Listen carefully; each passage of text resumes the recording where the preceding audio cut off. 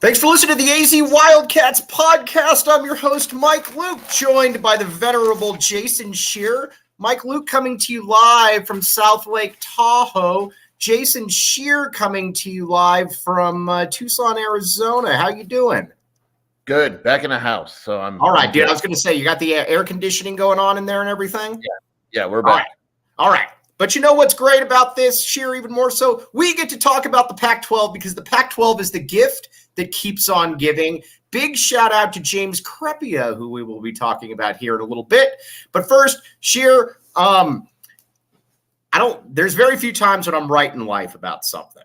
But I told you that this whole Pac-12 Media Day would be bluster, no promises, deals right around the corner. Although I was a little surprised, I didn't expect the longer we wait, the better the deals get. Did you expect that either, Scheer? No, that may have been one of the worst quotes in Media Day history. I don't think I've ever heard a successful businessman being like, you know what, we're just going to wait this out, and eventually all the money is just going to come piling in. Right. And the problem, too, is that, and here's where I think it's frustrating. The problem, too, I think for a lot of people is you had forever to get this ready. You knew it's not. Media Day does not sneak up on you. That's like somebody saying, man, my birthday really snuck up on me this year. You know when it's going to be there. How do you come out there with absolutely nothing? Even our good friend Tony Altimore said that he thought it was a very bad look not having a media deal done by now. Yeah, I mean, it was certainly a bad look, and I thought he was doing fine, but then there were two times he screwed up there and he screwed up at the end when he pretty much said that they had a deal, and then James Crepia called him up on it. It was, if you know you're not going to have a deal, he took the right approach by shifting focus to football. But it feels like when there was a question, he didn't know how to handle it. Like the prepared statements were fine, but then when you got into the questions, he was just done. And then it looked like he thought he was being sly, too, like nobody was going to notice. Well, the reason we're not talking about the media deal being done today is because we want to talk about football. Well, why did you actually go with, instead of actually paraphrasing here, we have the great Leah behind the scenes. Leah, would it be possible to actually play this again? We're going to get a lot of use out of this clip this week. George, just to follow on what you just said, I think a response ago, because it caught a lot of people's attention very quickly. You just said you're not announcing a deal today on purpose because you want the attention to be on football. Yep. To be clear, that would imply that the deal is done and codified and just you're waiting until after today. I think you're reading too much into that. So then what is the purpose behind not announcing something, which is what you just said? We want to have the focus on football today. We have an incredibly good football story to tell, and we want that to be the focus today. Scheer, is this guy out of his element? What's funny is, like, he didn't even answer the second part either. Like, he should have just said, he would have been better off saying, like, yeah, I misspoke. I was just trying to say that football's blah, blah, blah. But instead, it was like, we're not announcing because of football. So it's like, okay, cool. Announce on Monday then. All right. My thing at this point of the game, too, is where is this coming from again? Because, again, all the time throughout, whenever there's a conference media deal, you always hear something about how there's going to be a media or, there's going to be a leak. We always heard this, like with the Big 12. We knew that the Big 12 was going to be signing a media deal probably about a week before because there are leaks. There are absolutely no leaks going on here, and I don't have any belief that there probably are going to be leaks, Scheer, because I don't know that there is anything. And the Pac-12 supporters will say, well, there's probably, a gag order, and they're not allowed to talk about it. No, there's not. That's not what's going on here. What's going on here is there is no deal. As of July 25th, there is no deal. It's not hard to analyze or whatever. Look, Fox, they were rumored to be back at the table. I heard they're not back at the table now. Apple comes out with the article today where the president or whatever says that they pretty much want all of a product. Right. Like implying that if they get the Pac-12, they want all of it. If the Pac-12 is going to get a deal done, it's probably going to be at a discount. They don't want to give the discount, and it's pretty obvious that George doesn't have a deal. It's just not there. Yeah, and see, that's the thing.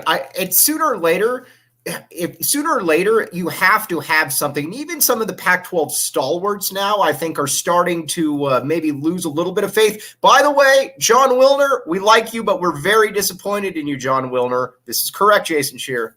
Yeah, I was you nailed that one. I thought he would go with it and lower his fake spread by half a point, because in reality, who is it hurting? And it's not. But what's the next deadline? Like, is the next deadline the start of the season? And what happens if they don't have it at the start of the season? Are we just saying like, oh no, that's fine?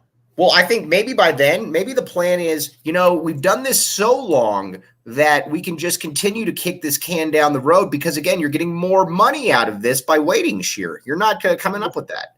If they wait till after football season, we're probably talking $60 billion a school at that point, right? I mean, seriously, and that is kind of where we're at. Speaking of which, we're going to get back to a little bit of conference realignment as well. And one thing though that I can't really beat up too much on, I can't beat up Kliavkoff too much, because he's got a crummy product to push right now. Not necessarily the Pac being a crummy product, but he's got a crummy line to push right now. There is no media deal, and the thing about it too is he's taking people like you and me, he's taking us, and he's saying, watch what I tell the peasants right here, and they will believe it. We don't believe it, Scheer.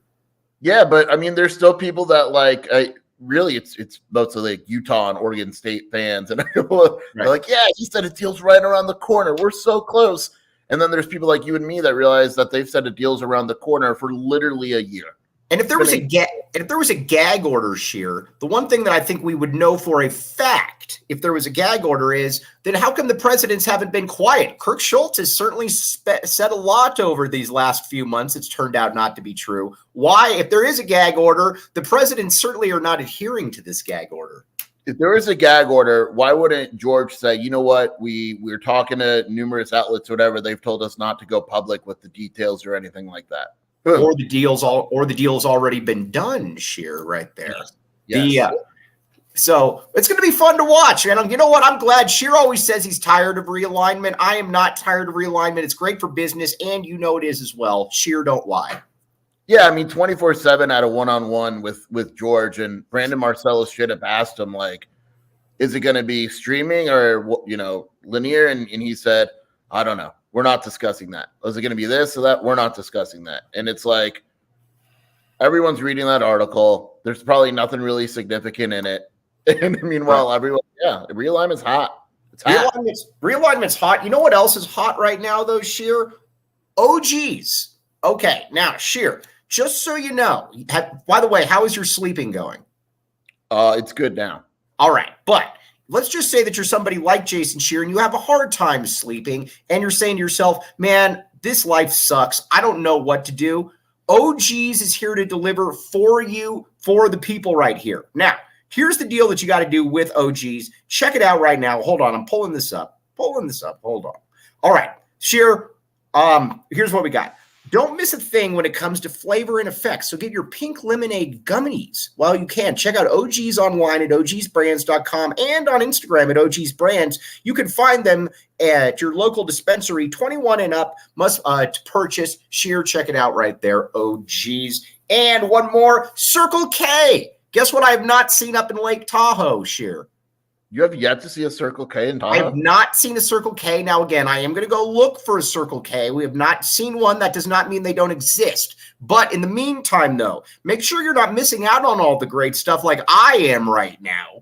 Buy it. Right now, text PHNX to 31310. Join their SMS subscriber club and get a buy one, get one free offer on a 32-ounce Polar Pop. Head to CircleK.com/store locator to find one near you.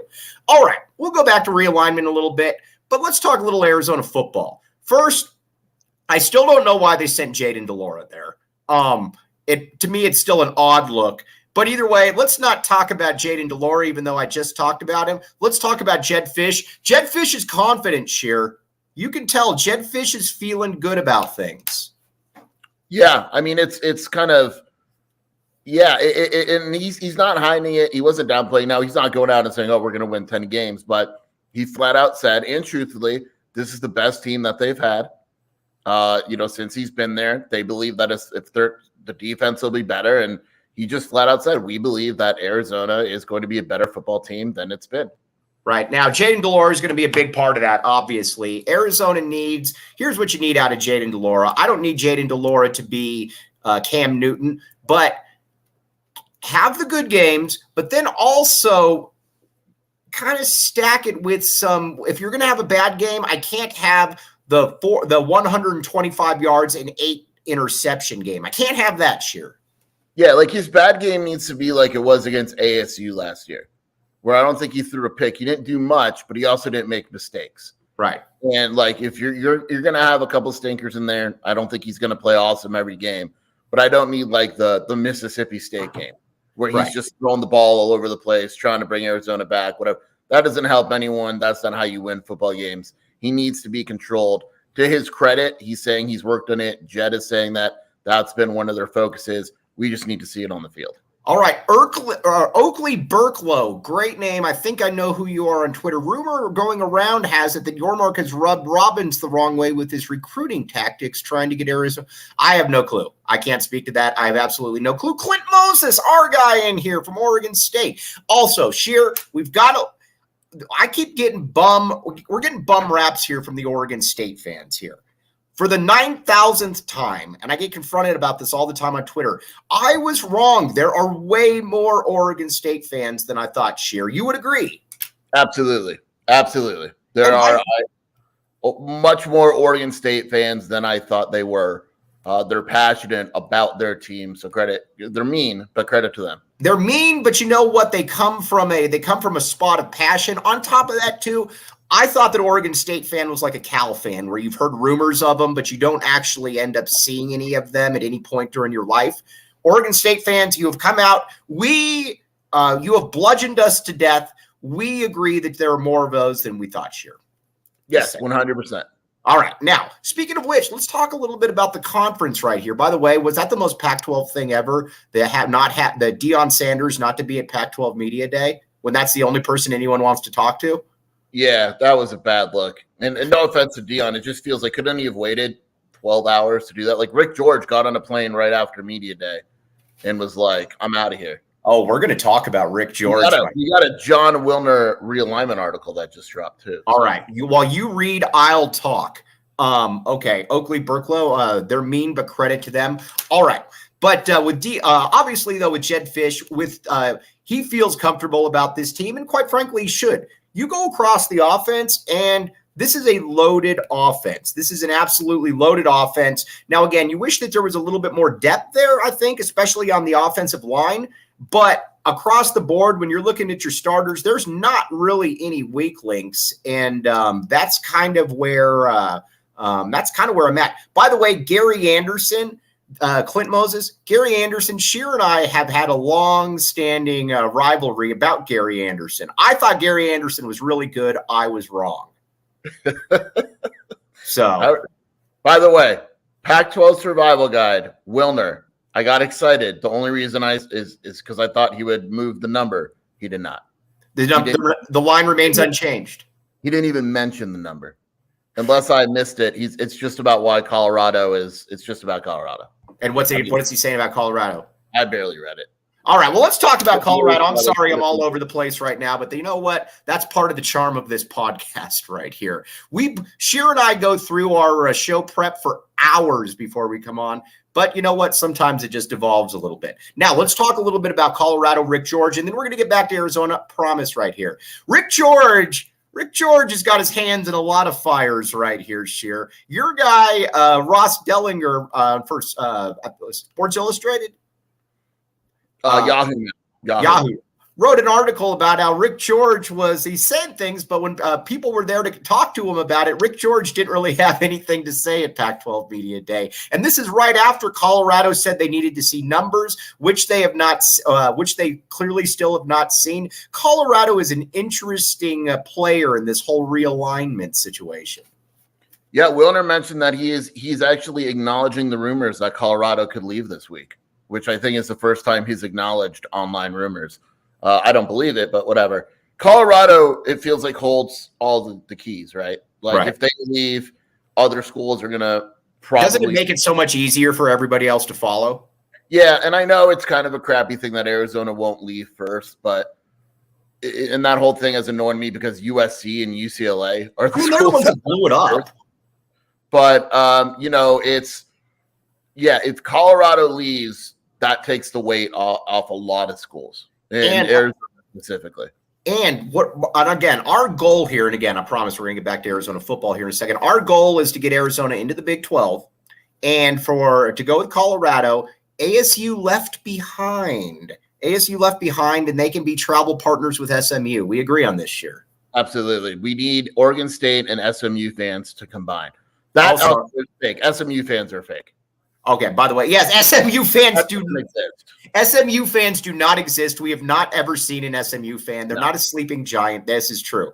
Tony Clifton, you guys are regurgitating old news. We need Dylan bike updates. I have heard nothing on the bike, Scheer.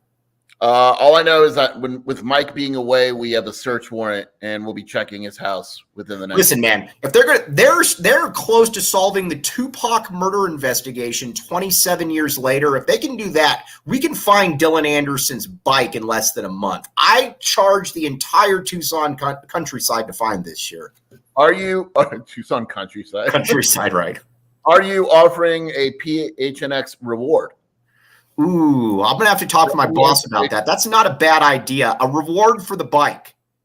Any information leading up. Right. But it has to be for a full conviction as well of the perpetrator. Yeah. I mean, if you pay the time. All right. Now let's talk more Arizona football. Jonas Savaiinaea right there. Very rarely do you see a coach at the University of Arizona, and he's only said it with one player to my knowledge. Jedd Fisch loves saying this, that Jonas Savaiinaea is an NFL player. First of all, duh. Second of all, why in the world is he not getting more credit from the people that have votes on the Pac-12 like you, Jason Scheer?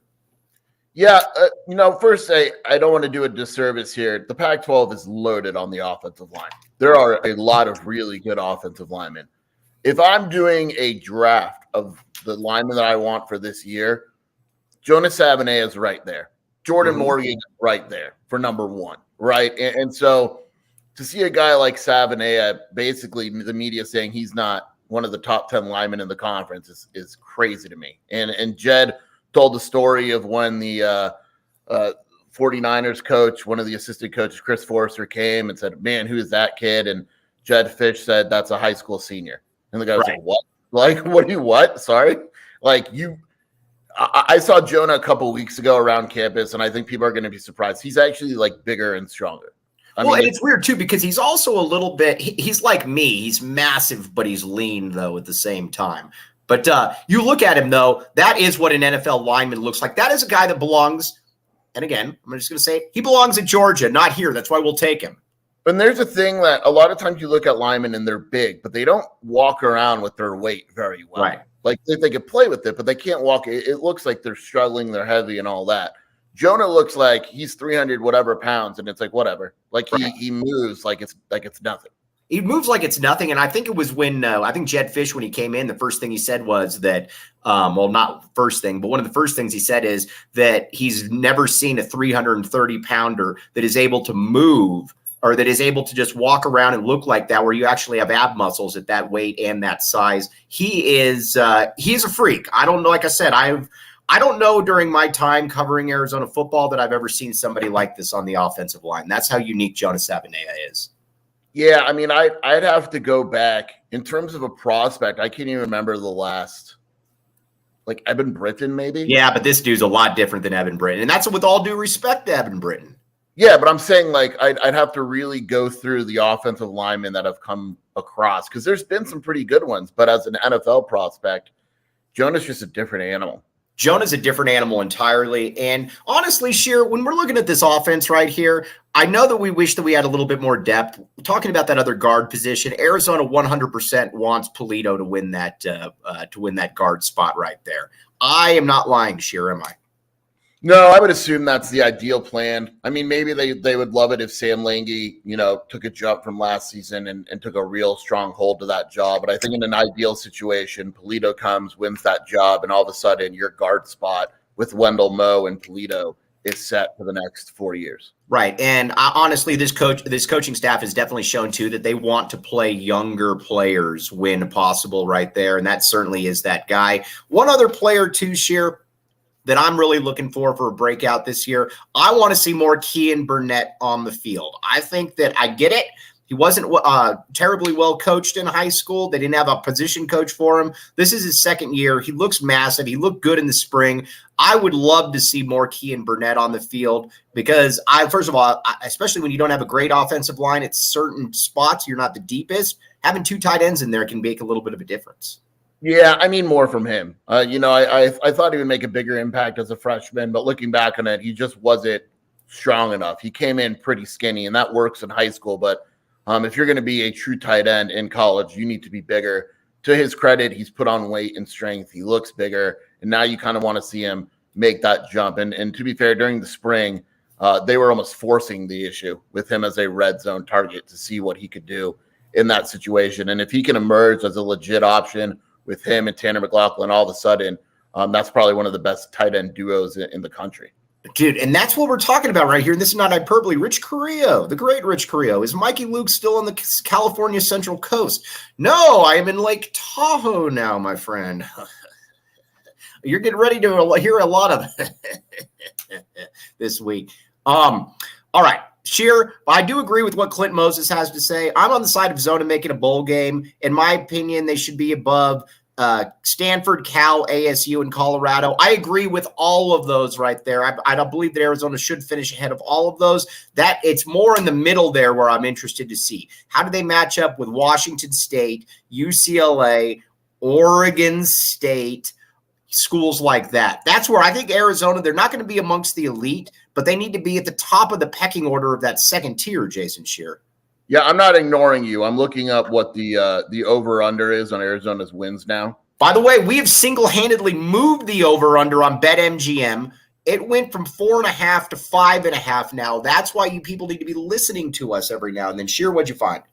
I haven't found it yet. But, yeah, I mean, I think Arizona is a bowl team. And I don't think – I think Stanford's going to be bad. I think Cal, this is probably Justin Wilcox's last season. I just don't. I think that's a bad football team. Colorado, I like Dion. I'm sure he's going to do well there.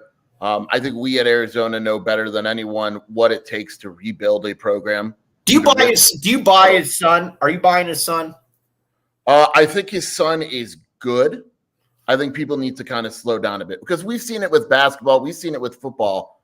Like, there's such a difference. And I know Jackson State was – whatever. But I'm talking about the opponent. Right. Like, the opponents are different now. The coordinators are different. The talent at safety and corner are different. These are different animals. And at the end of the day, he still needs guys to throw to. He still needs an offensive line to block for him. Right. I think he'll be solid. I think these early odds where we saw where he was like a Heisman odds are just stupid. Where would you rather have Jaden DeLaura or would you rather have Dion's kid in a vacuum, everything being equal? For one season, this season, I'd rather have Jaden DeLaura. All right, everything. I agree with you right there, but Sanders does intrigue me. By the way, I think it's going to come back to bite them a little bit. Running off Montana Lamonius Craig right there. I think he would have been one of their 2 best wide receivers right there. Arizona's lucky to have him. We're going to talk about that in just a second. But first, BetMGM. All right, here's the deal. If you haven't signed up for BetMGM yet, use bonus code PHNX. There's a few different offers depending on where you live. But for our Arizona audience, place your first bet offer and receive up to $1,000 back in bonus bets if it loses with BetMGM. Again, make sure you use bonus code PHNX. Check out the show notes for details. And now let's hear Shane with the disclaimer. Gambling problem? Call 1-800-GAMBLER. Colorado, D.C., Illinois, Indiana, Kansas, Louisiana, Maryland, Mississippi, New Jersey, Ohio, Pennsylvania, Tennessee, Virginia, West Virginia, Wyoming. Call 877-8-HOPE-NY or text HOPE-NY 467-369 New York. Call 1-800-327-5050 Massachusetts. 21 plus to wager. Please gamble responsibly. Call 1-800-NEXT-STEP Arizona. 1-800-522-4700 Nevada. 1-800-BETS-OFF Iowa. 1-800-270-7117 for confidential help Michigan. 1-800-981-0023 Puerto Rico. In partnership with Kansas Crossing Casino and Hotel. Visit BetMGM.com for terms and conditions. U.S. promotional offers not available in D.C., Kansas, Nevada, New York, or Ontario. Gambling problem? Call 1-800-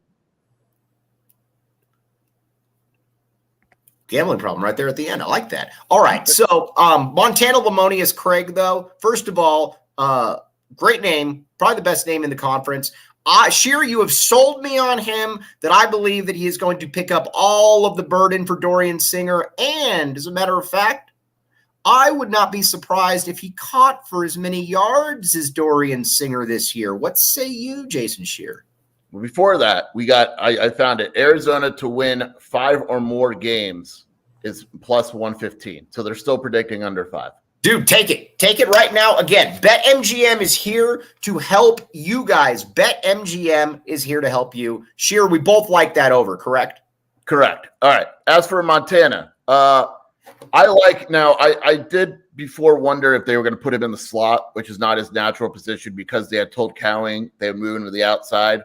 At media day, Fisch said Cowing is moving back to the slot. Right. And Montana would be where Dorian Singer is. It would not surprise me to have Montana and Dorian finish with very similar stats because I think that the way the offense is spread out the ball, I mean, Montana's going to get the best numbers of his career by far, no doubt about it. And keep in mind, this is a guy that comes from a little bit of a stock too. He was a 4-star kid out of Inglewood, and he's up to good. So I mean, there's a lot to like about him too. And he was good last year with a terrible QB thrown to him. His biggest issue wasn't him. It was the fact that he never had a guy to throw to him. Right. I mean, and I know it's the spring game, and I don't like to read too much of the spring game, but Shedeur, you saw what happened when he had a good QB throwing him the ball. He went nuts that game. Right. He had like 100, right. And so Dorian Singer's an interesting case to me. I'm really curious to see how he works in the USC offense. I would be really surprised if he went for 1,000 yards again. You're very skeptical of Dorian Singer. I think he's good. Don't get me wrong. I think I don't get the move. I don't get it. It didn't make sense to me. You just put up 1,000 yards. You were probably going to put up more the following year, and you went to USC. I get the national attention, all that, but his numbers are not going to be as good as they were at Arizona. For sure. And on top of that, too, one other thing, too, we got to talk about. The Travis Hunter hype is insane here on the – why is he getting first-team all-conference votes when he did nothing? I get that he was the number 1 player in the country last year, and he went to Jackson State, but he did next to nothing at Jackson State last year. I see him over far more qualified people on the all-conference teams. That is bothering me, Scheer. That is all Deion Sanders, right? He had 15 tackles and 2 picks at Jackson State. Cool. Okay. Yeah. and I know he caught a few passes as well. He had 18 catches for 190 yards and 4 touchdowns. All right, but you see him on all preseason all conference teams. I do not understand this. The media voted him, and I would bet money that over 50% of the media that voted him on the first team never saw him play. I would agree with that. But you know where they were probably going to look him up? 24/7 Sports. How about that? I think he's really good. I just you can't tell me that he's a first-team corner without ever playing a snap. But there were other plays like that. Like the Stanford tight end got second team, and there are multiple tight ends that are better. Jalen Conyers at ASU is better. Tanner McLaughlin's better. But because he's a Stanford tight end, people just assume automatically that he's good. Happy birthday, by the way, to Jalen Conyers. By the way, would you rather have Jalen Conyers or Tanner McLaughlin? I ride for Tanner. I'm too, dude. We're going straight Canadian right here. Canadian geese, by the way, are directly outside of where I'm staying, by the way.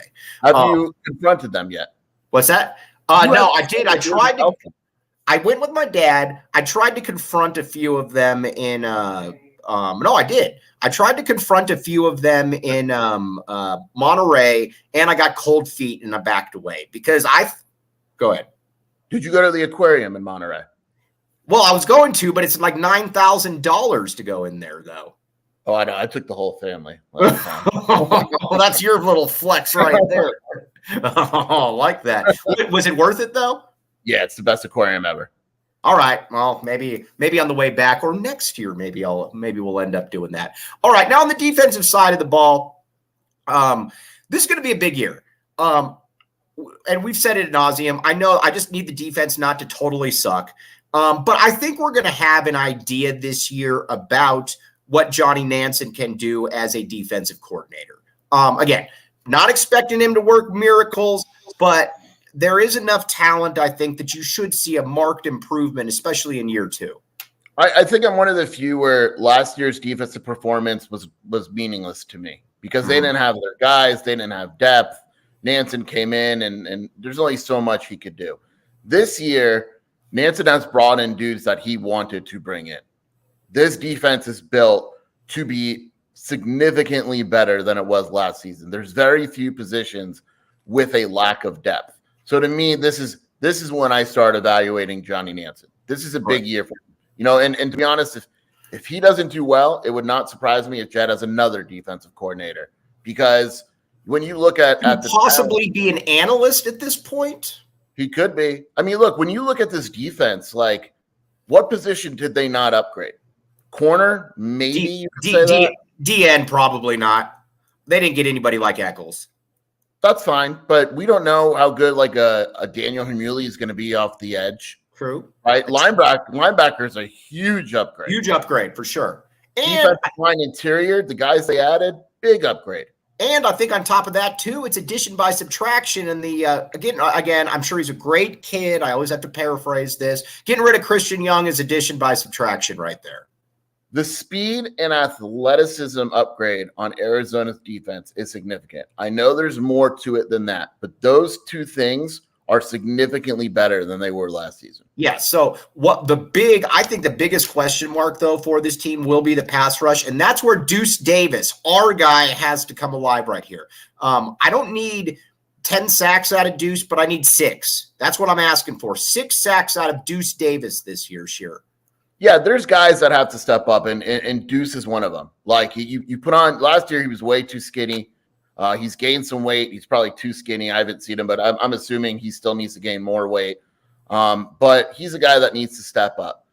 Taylor Upshaw, the transfer from Michigan, they love him. He's probably going to start. We need him to be a legit pass rusher, right? Isaiah Ward needs to step up and they need a pass rush because I could talk about the upgrade at linebacker. I like what they've done at safety.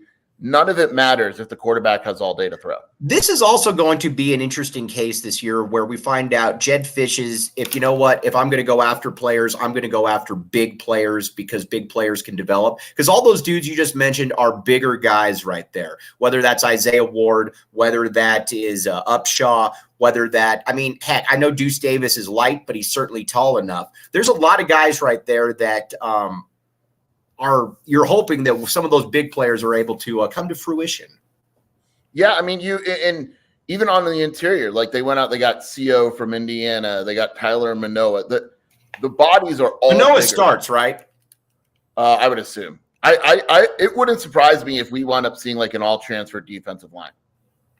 Like CO, Manoa, Upshaw, and Oren Patu. Would not surprise me at all. I would be a little surprised if Patu beat out Davis. I think they really want Davis to be in there. And I'm just going off what Jedd said in the spring. Jedd said they're going to start Patu, but I don't know if Jedd was just saying that to say, "Hey, come join Arizona out of the transfer portal." Because, but yeah, I mean, I think in an ideal world, you're going with what Jedd Fisch is saying over what I'm saying. Is this correct? Right. Yes. Fine. Whatever. I'm hesitant. But I don't think that's decided. I think the other ones are probably pretty close to being decided. I think in an ideal world, Russell Davis starts because it means that he's made that jump from freshman to sophomore year. But again, they're bigger, like at every position, especially inside. Like they're considerably bigger and stronger than they were last season. All right. Now, by the way, Dwayne Aquina right here, we need to talk about Scheer over or under. If there was a BetMGM even money betting line on Dwayne Aquina being a full-time coach in some capacity next year for U of A football, what would Jason Scheer say to this? This upcoming season or the Not season? This year. No, nice try. Not this year. That's already about to start the following year. He will be full-time. I don't know. I'm not going to say how that's going to happen because I'm not getting in trouble or making anyone pissed, but I can't see Dwayne Aquina just being an analyst.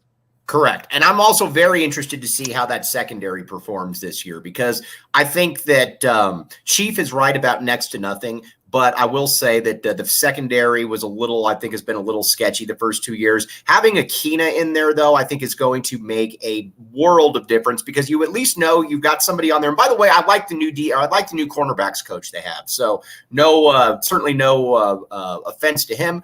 But I think having Akina back there, whose resume speaks for itself, that is going to be a very nice little feather in Arizona's coaching cap there, Scheer. I really like watching Richardson and Akina coach. A lot of times coaches use the same drills. Akina had a drill that we hadn't seen under Fisch before, and it sounds simple enough where a receiver catches it, but every single defensive guy runs to the ball. And right. if one guy did it, he would chew them out, pull them out of the game, the scrimmage, whatever it was. And it sounds common or basic, but it's really not. And it's little things, and it's his whole attitude, and you could hear him. And he's a guy that's obviously been around for a while, and I can't see that unit not being upgraded even slightly under his coaching. By the way, I had to sell you on Dwayne Akina. This is true. No, you had to sell me. Scheer, I remember where I was. I was a lucky wishbone when you sent that text. Let me finish. You had to sell me on his recruiting. You said he was old. You said we don't need another old guy. You said that, Scheer. Yes, for recruiting. Scheer. I said he couldn't. I didn't think he could recruit. And they were going from one cornerback coach that couldn't recruit with Walker, and then they had Cecil, who's not a great recruiter, and then they were adding Akina. Does Cecil attempt to recruit? A little bit, yeah. Texas. But right. Richardson is a good recruiter. I love Richardson too. Right. And he's fun to watch also, by the way. By the way, are you going to be all right with me not being at the start of fall camp, Scheer? Yes, Jeff Bowe and I will miss you, but I know Jeff Bowe's going to miss me, and I miss Jeff Bowe as well. That's for sure. All right. What's the word on Demond? Still imagine that he's going to announce here in the next couple weeks, Scheer. He is visiting Arizona this weekend. Unofficially, they have a Rising Stars camp. I think it's called Desert Star. I don't know what it's called. It's got some fun, but it wouldn't surprise me to see Arizona coaching staff kick the tires a little bit and see if a commitment this weekend is possible. I still think he takes a couple of visits, but Arizona's in a good position. Arizona's in a very good position. You know what Arizona's also in a good position for? Because who wouldn't want to be part of the Four Peaks movement? Now, DeMond Williams is not tall enough to be part of the Four Peaks. This is true, correct, Scheer? Correct. All right, but if DeMond Williams wanted to be associated with the Four Peaks, the place that he would go would be the U of A. And again, Four Peaks is where it's at. Check out Four Peaks Brew or Four Peaks Pub to keep up with the latest at Arizona's hometown brewery. Must be 21 years or older to drink Four Peaks. Please drink responsibly. The official brew of PHNX Sports. You might even see Shane Diefenbach up there from time to time. Shane Diefenbach is very tall, as is Jacob Franklin. So if you go in there and you ask for them, you won't have to ask for them because you will actually see them there. That's how big they are. All right. DeMond Williams, I don't care about 5'10 quarterbacks. I know he's short for a QB. I'm not getting on 5 of Kind Media. You're fantastic. I don't care about short quarterbacks in college, Scheer. It does absolutely nothing for me. And I think it's a solution in search of a problem when people complain about it. Yeah, I don't care. It's college. It's not the NFL. It's a different animal. I mean, you're running offenses in college that'll never work in the NFL. So it's just a different ballgame. Yeah, it's a totally different ballgame. All right, now I don't like doing what we're about to do right here, but I'm going to do it. By the way, Rich Carrillo, I think my mom's about 10 feet away from me. Maybe we'll have her on sometime this week. Mom, you have a secret admirer in Rich Carrillo right there, and Kevin Woodman right there. So let's talk a little bit about,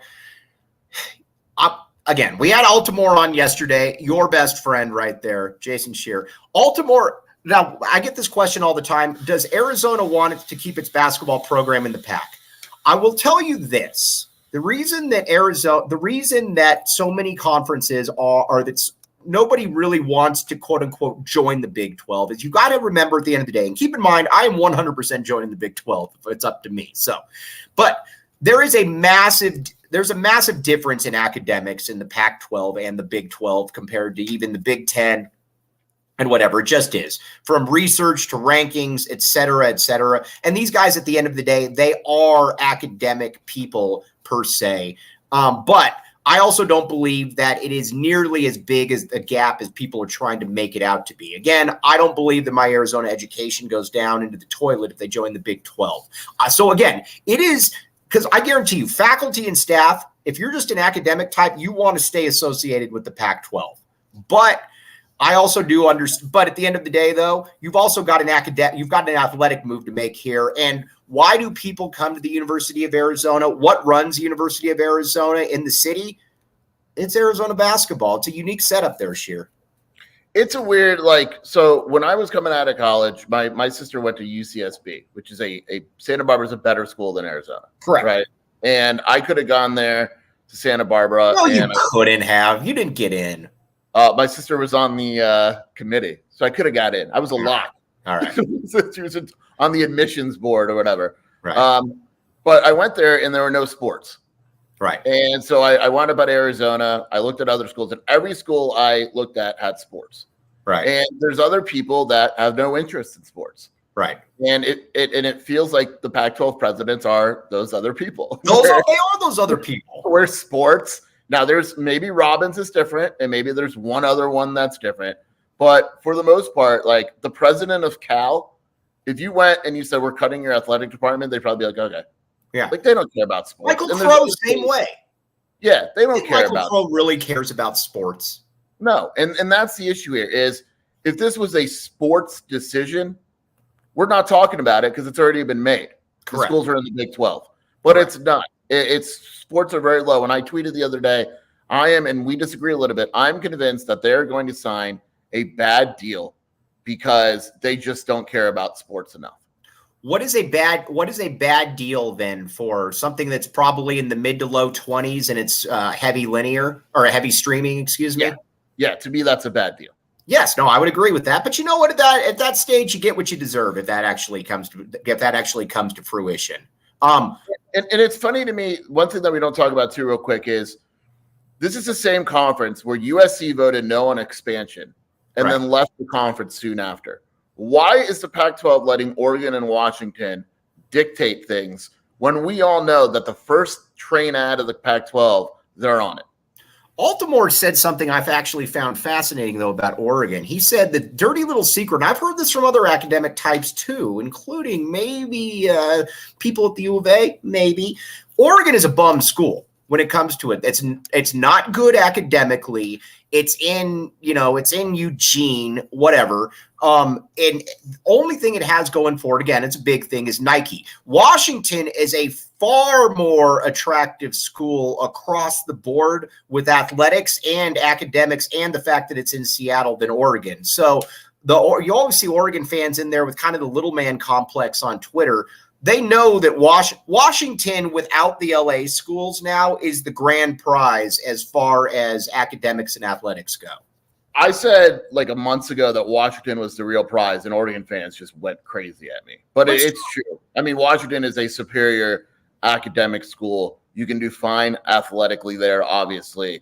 Oregon State is probably a better academic school than Oregon right now. And maybe that wasn't always the case, but Oregon is not a very high-level academic school, and Washington clearly is. If you gave conferences throughout the nation a choice between Oregon and Washington, I think everyone would choose Washington.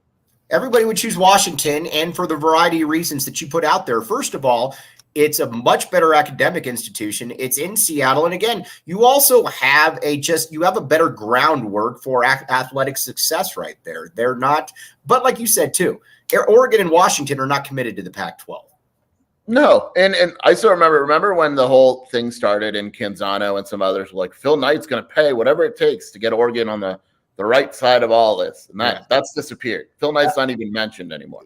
Phil Knight's not even mentioned anymore. And this whole remark about Phil Knight, I read there was another article in there about Phil Knight is viewed as this guy that is basically like one of these like Saudi sheikhs that just goes around and buys like soccer teams and whatnot, where it was with Damian Lillard. Well, he can just pay Damian Lillard and bring in whoever he wants on the team. And it's like, no, dude, that's not how it works.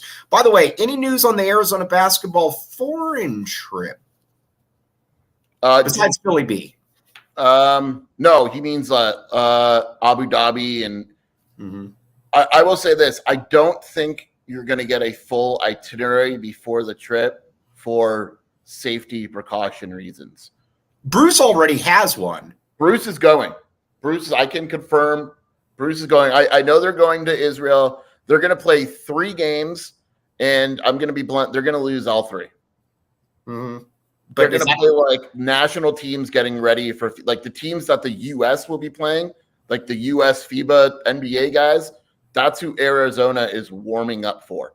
So like the Mexico national team, like Arizona's probably going to play them. Where their worst player is, what's his name? Juan Toscano Anderson, who would be Arizona's best player. So your boy Pella is going to be guarding Juan Toscano Anderson. It's going to be like that. So. It's not going to be easy, but it'll be fun. All right, Lost Highway says Oregon is not a good academic school, dude. In the grand scheme of things, I can come up with a lot of better Big 12 institutions than Oregon. Even Tony agrees with me on this one. All right, by the way, Scheer, OGs, again, we wanted to make sure with Scheer on that we were going to get 2 OGs reads because you can tell by the bags under the eyes that Scheer has a hard time sleeping. Yeah. Here's what we got. OGs brands. Flavoring life is what OGs is all about, Scheer. This is correct. And it's all about, and they make it easy with their wide range of flavors and functions. No matter what it is, what you need, OGs has a gummy for it. Check out OGs online at ogsbrands.com and on Instagram at ogsbrands. You can also find their products at your local dispensary. Must be 21 years or older to purchase. All right. Scheer, we did good work today. Obviously, we'll be having you back on. I am going to sign off right here and get everything posted and then go hang out with the geese on the beach. Will Vance be backing you up? He went with me before, and he actually was taking the video of it when I went up to the goose. And the problem is that I expected the goose to back away a little bit, and then that was just going to be the video of me putting the goose in its place. But the big problem, though, is that the goose stayed stationary and basically looked at me like, what are you going to do? So I can't obviously post that, so I'm not going to. But has Eduardo met the geese yet? Ted Wardo has not met the geese. I have a backpack that I take Ted Wardo around in. I think you've seen this backpack before, where I take Ted Wardo around in so the geese don't attack him and try to eat him because he'd be easy prey. But all right, Scheer, where can they find you? WildcatAuthority.com, at Jason Scheer on Twitter, and then the Wildcat Scoop podcast with Shelby and I. All right, with Shelby and me. I just said that to piss you off. No, you didn't. Nice try. I was right at you when I said that. Shelby. No. And on top of that, tomorrow we have Aaron Torres. When we talk about people that back the A to the fullest, when it's not always convenient, can you think of anybody better than Aaron Torres, Scheer? No, that's my guy. He backs the A. Good dude. We're going to get him to try to say back the A on the show tomorrow. We haven't yet. But for Jason Scheer, I'm Mike Luke. You've been listening to the AZ Wildcats podcast.